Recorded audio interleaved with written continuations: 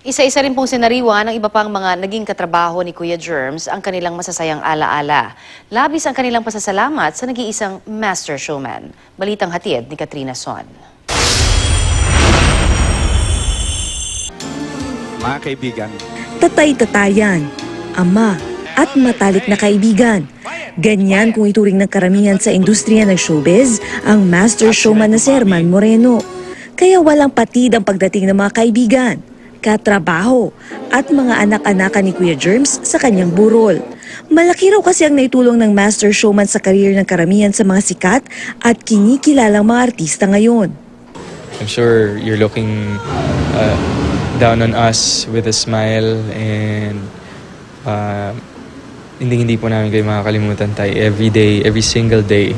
Hindi namin makakalimutan na merong Kuya Germs. Gusto ko pong magpasalamat sa lahat ng mga ginawa mo, hindi lang para sa amin, kundi sa industriyang ito. Dahil kulang ang industriyang ito, hindi kompleto ang show business kung wala ka. Andiyan dyan si Kuya Germs, hindi ko naman siya manager, pero he would act like a manager to you, like a big brother to you, an uncle to you.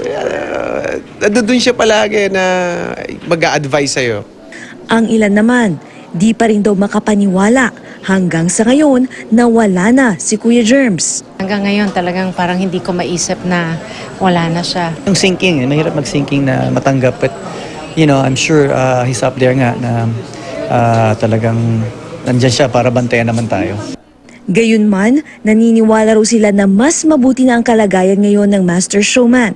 Kaya mensahe nila.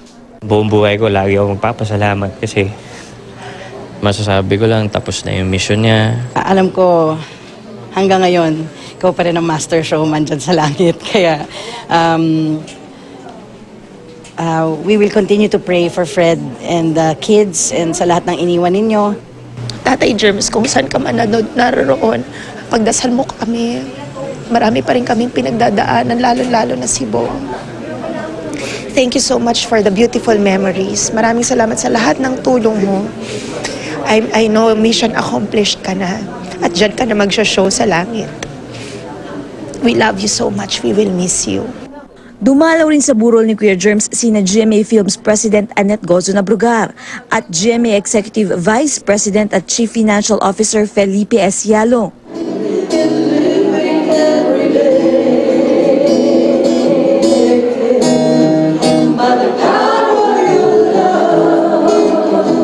Nag-alay naman ng mga awitin ang iba pang kaibigan at mga nagmamahal kay Kuya Germs.